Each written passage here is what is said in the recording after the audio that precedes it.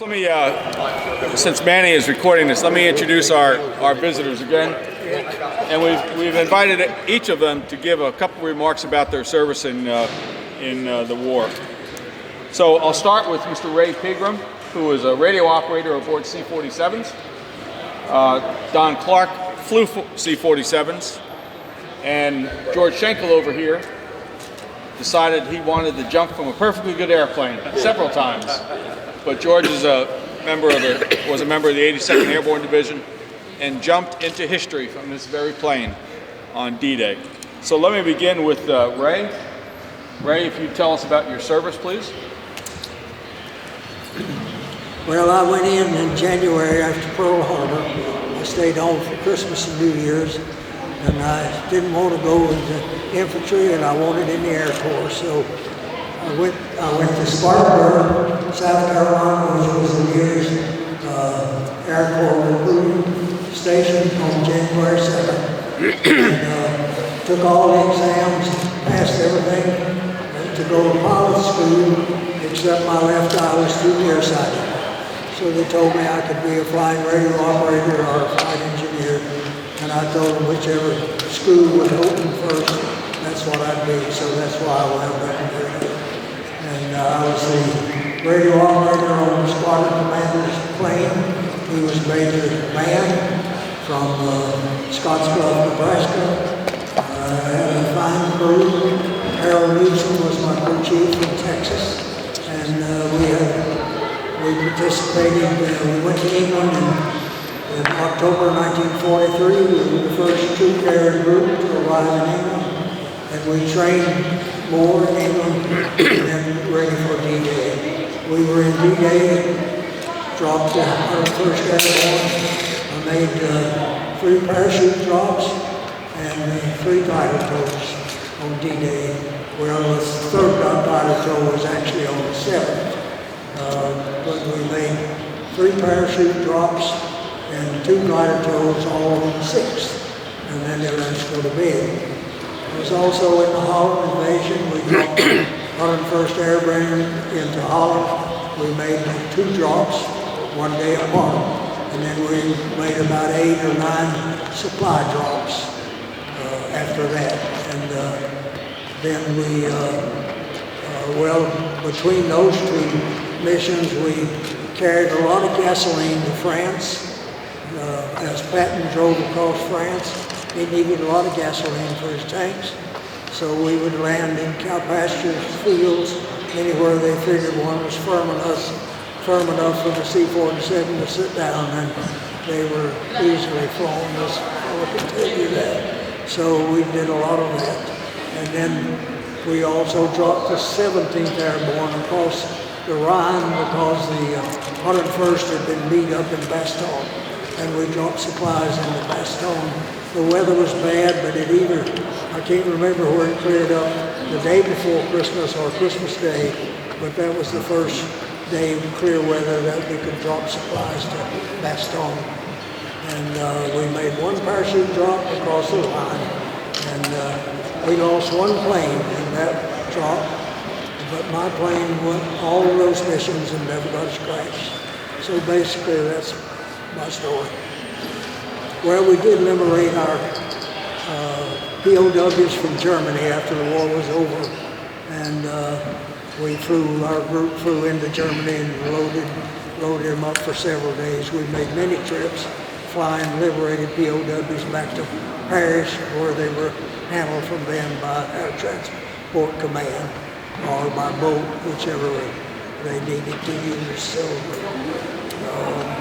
I guess basically that's it. Any questions I can try to answer. Incidentally, we were flying the 101st down to Nice, France after Bastogne for R&R, and every time we'd go down, we'd spend the night, which was a good thing for us. And I happened to be down there the night the war ended in Europe, and that was some wild night.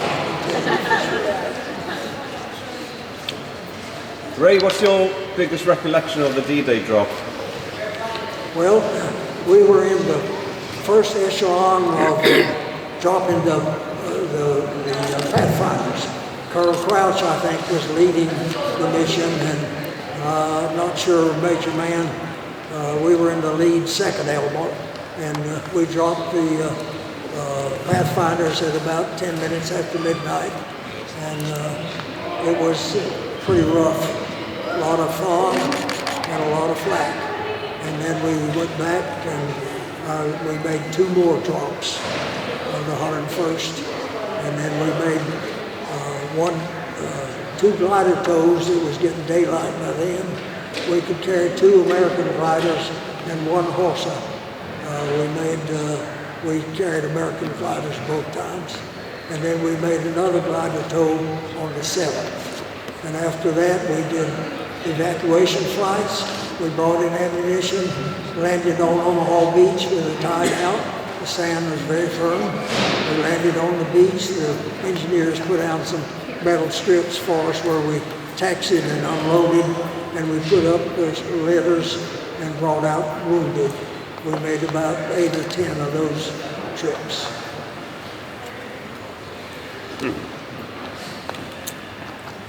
You've seen maybe written up about 2 P-38s escorting us to Harlem invasion.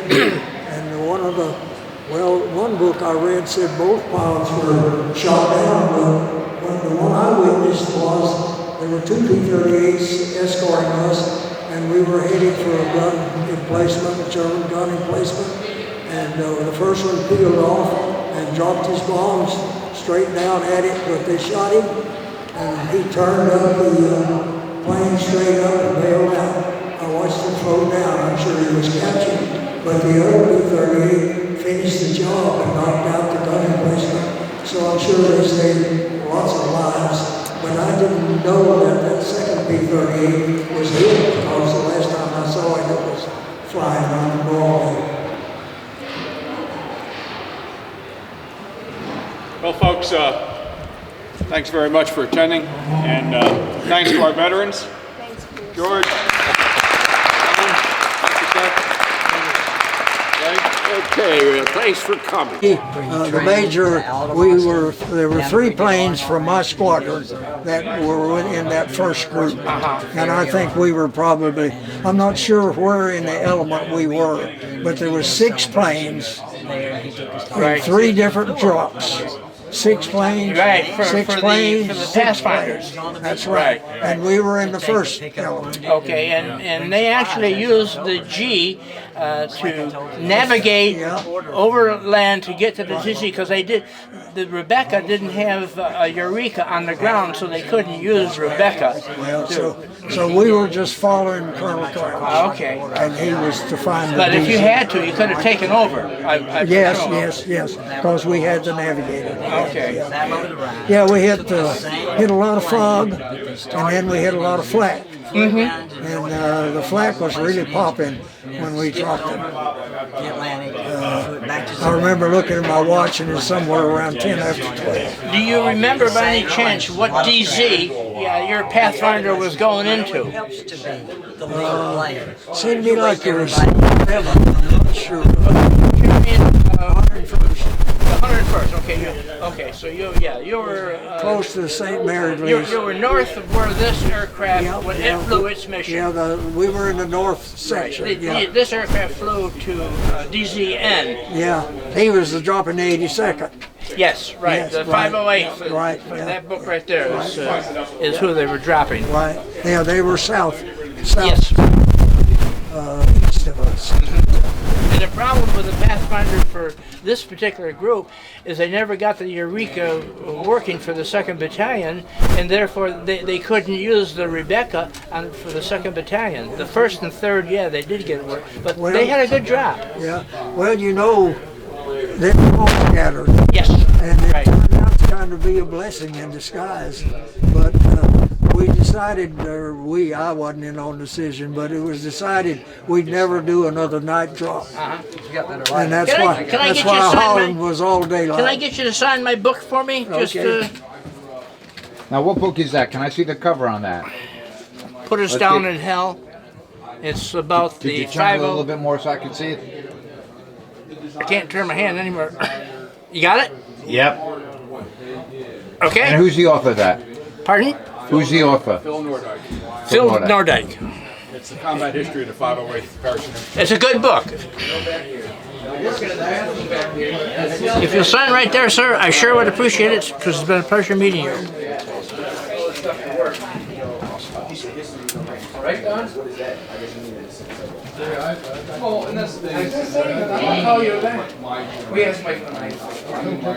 You are the second person that we've run into now who has experience on the Rebecca, who has seen Rebecca and knows what it is.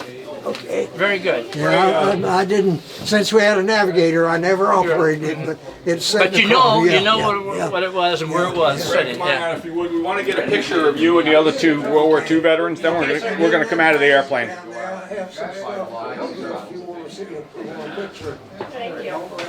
Okay, sure will. Thank you. You got him now? I got 'em. We're going to ask you to come back and sit down here. Like I say, sit down here. No, all the way down there. Next to Eileen.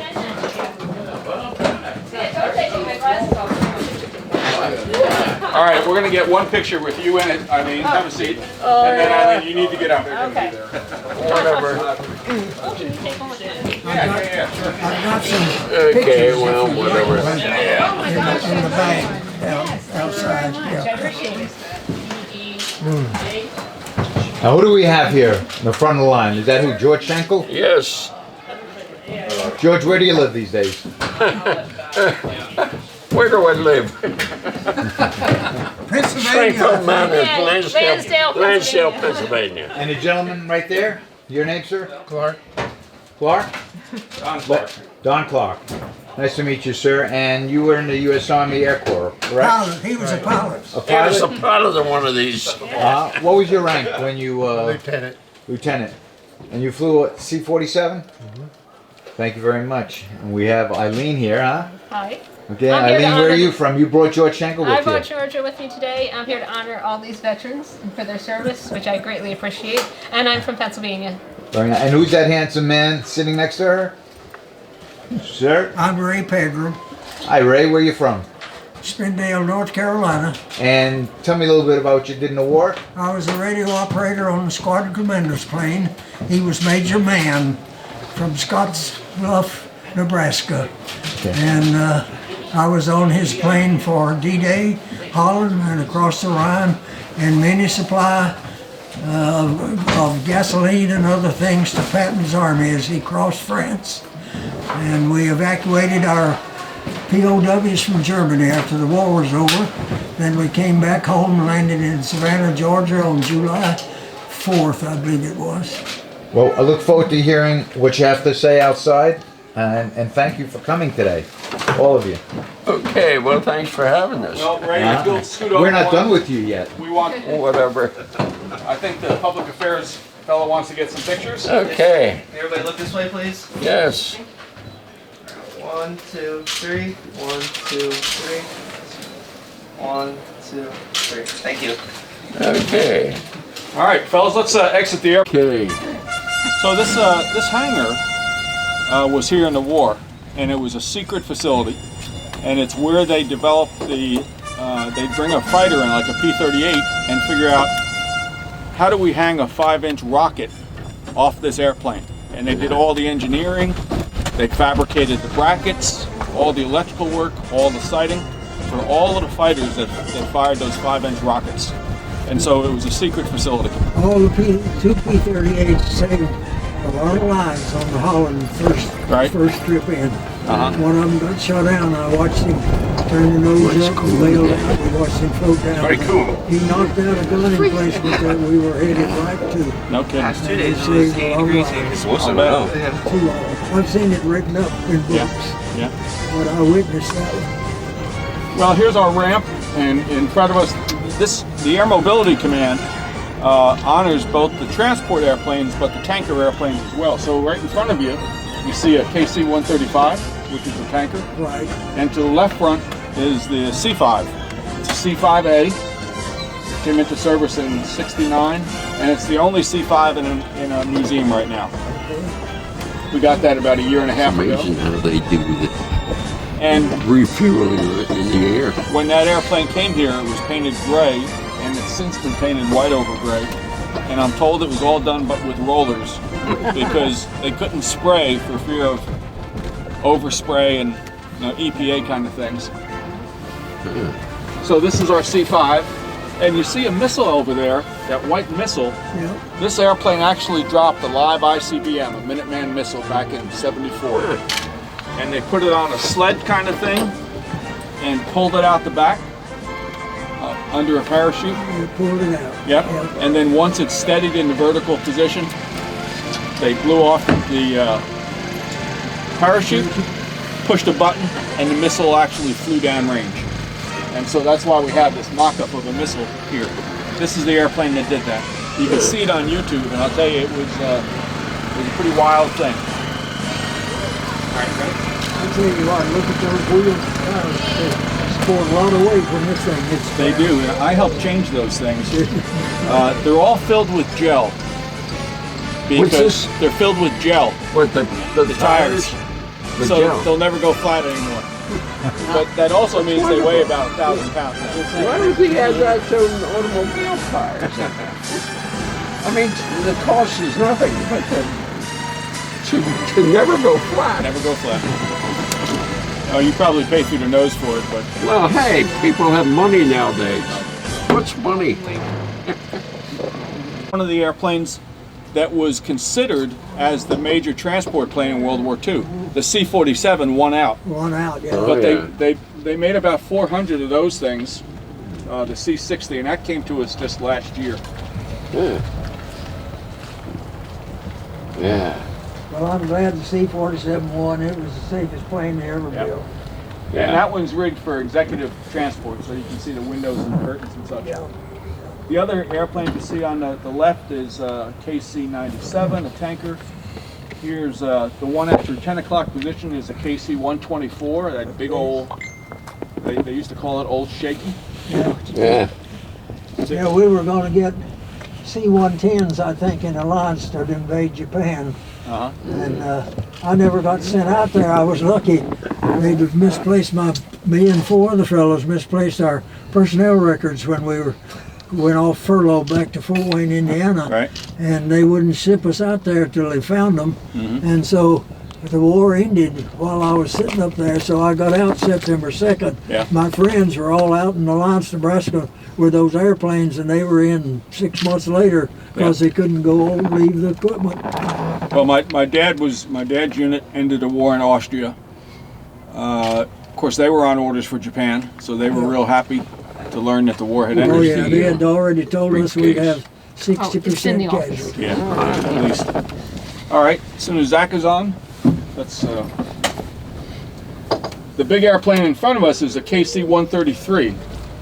It looks like a big old C-130, but that one was designed to carry the Minuteman missiles from the factory out to the launch sites in North Dakota and places like that. This big old thing. I think they only made about 50 of these. Just roll to the ground. Isn't it? Yeah, it is too. There's a C-54, which was Yeah, we Ray. saw- You're probably familiar with saw those. some of those. Yep, yep. The camouflage one at your 9 o'clock is a C-7A Caribou, and that's a short takeoff and landing airplane made in Canada, but it was very popular and very useful in Vietnam because it supplied the special forces camps and such. So they had very small, unimproved runways. Is that a prop jet engine? No, Just no, a it's not a regular turbo, engine? just a regular radial engine. And I've jumped those a couple times up at Fort Bragg. This airplane, this two-engine, is C-21? C-31, another transport. Don't want to hear any more blonde. Now the What pretty number one is up here, this? the blue over white, or the white over blue, Force One. that's an Air Force 2, That was two. because that airplane used to fly the Vice President. Yeah, yeah. And Okay, it's it's the called- Vice President plane. Its call sign was Air Force 2 when the Vice President was aboard.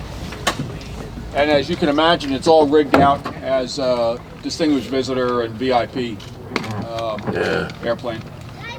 Now, directly to our front, you see two 141s, C-141s. The white over gray is an alpha model, and the camouflage one is a B model. The difference of the two is the camouflage model has been extended, its hull has been extended 27 feet. And the way they did that is they cut the fuselage and put plugs in. And so the camouflage airplane is 27 feet longer than that one. Plus, you see a hump over the over the cockpit. That's an aerial refueling. Okay. Oh yeah? So that airplane can fly around the world, and it's only limited by the duration of the crew. Right. That's an operation, that refueling operation is really thrilling to I've watch. done it twice. Yeah? At night and in the daylight, and it's At night? yeah. Let me tell you, it is an act of faith. I know. Yeah. I can imagine. So that's the 141 Bravo. Now these civilian jets you see across the fence there. At your 1 o'clock position, you see some beige buildings with a black roof. That's the Armed Forces mortuary. So when our casualties come back to Dover, The bucket bags. that's where they go. Yeah. These aircraft take the remains back to their home station. Ah. Their contract airplanes. Now this plane at your 11 o'clock position, this weird green looking thing, is a Soviet AN-2. Oh yeah? This biplane. It is still in operation. It's a 1950s vintage, but it's still in operation in places like North Korea, where they will use it to infiltrate their special forces into South Korea if war ever resumes on the Korean Peninsula. Now, why is it here? Well, it's an example of another country's airlift or airlifters. And so it is low and slow, and it's a perfect jump platform. It's still used around the world in civilian for crop dusting. In fact, when it came here, it was rigged tubing and such for crop dusting. Now at your 9 o'clock, you see another jet, white over gray. That's a C-9 Nightingale, which is a medical evacuation, which is always rigged for medical evacuation. You had to rig it, your C-47, depending on the mission. But that airplane's mission is medevac. Right. And it's got assigned medics and nurses and flight nurses and so forth for whatever the mission might be. Now, if you look far to your 9 o'clock, you see a control tower. Yeah. That's the old Dover Air Force Base control tower.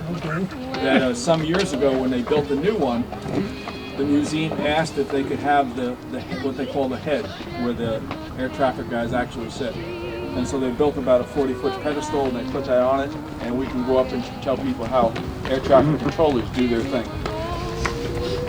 Here's the modern. I say modern, but the C-130 is today's C-47. Right. Although it's not so modern because the first one came into the system in 1954. That's right, a long time ago. And is still flying. Yeah. And will fly forever. Yeah. And so those of us from Fort Bragg know C-130s real well. We know the back end real well. You know, they were some of them flying in France when I was there last year. Yeah, sure. And they, the C-130s and 24s both on paratroopers. Yeah.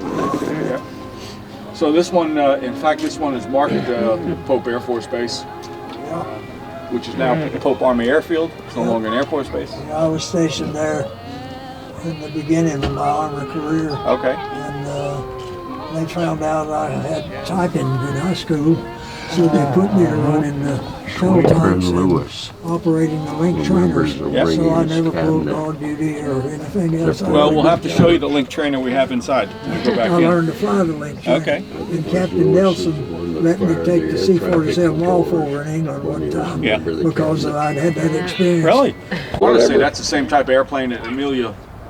Earhart.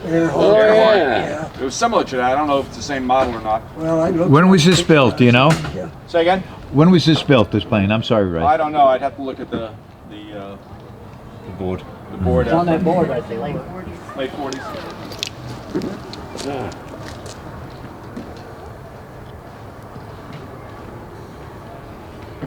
Between 39 and 45, Okay. and there's 4 versions. And all the wire you see in front of the engine, Yes. that's our anti-bird. And a bird. Anti-bird. Anti-bird. Get the birds out of there. And all the vertical surfaces have got spikes on them to keep the birds from roosting on them and making a mess. The one behind it is a U3. That's a little 4 or 6 seater. And here's the flying boxcar, the C-119, Oh, yeah. from which I made my first 5 jumps in jump school. Oh, yeah? And you'd think that thing would shake itself apart on the runway. It was, Well, C-110s were the first ones, I guess. and this Okay. was the second one. all right. That's the flying boxcar. And interestingly enough, the C-47 had the power racks bolted to the bottom. Right. This is the first airplane that was specifically designed for powered or for aerial delivery. So you can take the tail cone off the back and you could drop heavy equipment like a Jeep or a howitzer. But every cargo airplane since then, since the C-119, has got that same high wing aerial delivery capability. Push it out the back. Every one of them. We put some supplies in Bastogne out of the door. Right? In addition to that, being the crew chief. Here is the C-121, otherwise known as the Lockheed Constellation, which I have to think is perhaps the most graceful airplane ever built. And this one was used for lots of things, passenger travel, but also lots of radar and communications kinds of things. This airplane sat on top of a restaurant somewhere. Sat on top of a building, and they had a circular stairway, and this was a cocktail lounge. Oh, okay. Yeah. Let's get on board. And then the airplane or the restaurant went out of business, and somehow they were able to get this thing, but they had to cut it up to get it here, and then reassemble it. So if you went under the wing, you'd see where it's bolt pieced together and such. But we're fortunate to have it because it's got that interesting history. All right, all set? This is a C-124, like I mentioned to you earlier. The tanker to our 1 o'clock is a KC-97. It's interesting because it was a B-29. The bottom of it was a B-29, and then they built a larger superstructure on top of it. Speaking of B-29s, we're in line to get what's called a KB-50, which is the first aerial tanker. It is a B-29 that was converted. Oh, yeah? Yeah, it's down at MacDill Air Force Base right now. They don't want to give it up, but it should be here. Oh, right. Hey, Wright took our B-17 away. Right? Choo-choo. Yep, shoo baby, exactly right. So fellas, what we're going to do now is go back in and we got a table set up next to the airplane. And there's some folks, for any remarks you'd like to give, people would be welcome to hear them. Can we come back out later to go in something? Absolutely, sure. They didn't do this tour before. This is wonderful. I have keys to the key. Lockheed Galaxy. That's that big monster. Still in operation. This construction on your right is an expansion of the ramp in anticipation of getting other airplanes. So this is all going to be paved over. Bob, who funds that? The Air Force funded this. Really? Yeah. Mike is a pretty sharp operator in terms of being a museum director. So he's got what's called a UFR, unfinanced requirement list, and he's ready to drop it as soon as money becomes available. If the Air Force said, "Hey, we got a budget surplus, we've got a requirement," grant, he is slamming it in. So that's how we got the money for this grant. Yeah.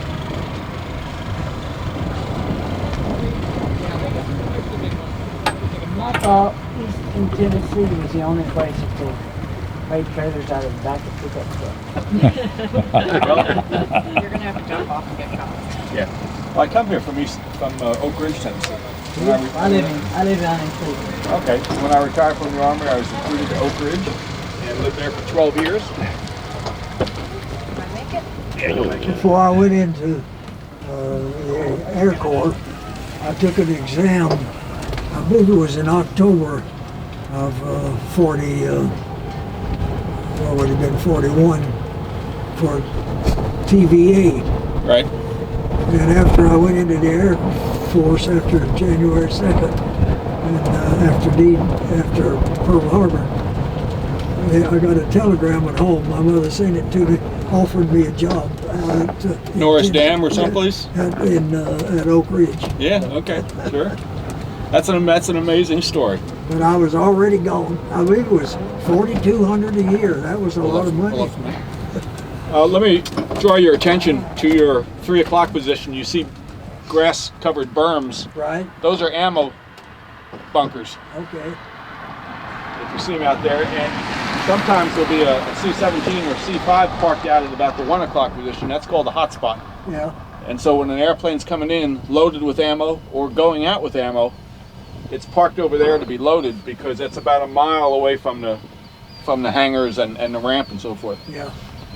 Most of our C-5s and C-17s are gone because there are 2 intersecting runways here, one 2.5 miles long and the other about 2 miles long. They're being repaved. And so for about the first 8 or 9 months, all the airplanes were here because they still had a runway, but they've now hit the intersection of those 2 runways. And so the airplanes have been moved to McGuire and other places until that runway. Done. Yep. So you're not going to, chances are you're not going to see any airplanes. No dead bodies coming in then, huh? Say again? No dead bodies coming in. Well, one would hope not. Huh. We had Body bags. the bunkers down at the old ammo plant at Chattanooga. It's now an industrial park and a nature park, and I ride mountain bikes up in the park, and we ride right by all the bunkers that are there. Sure. Then there's a restaurant there outside Nashville in one of those bunkers in the airport. I think I've eaten there. Yep. It's the B-52, isn't that what they call the restaurant? I think that's the name of it. Yeah, Congratulations. Cool. Beautiful.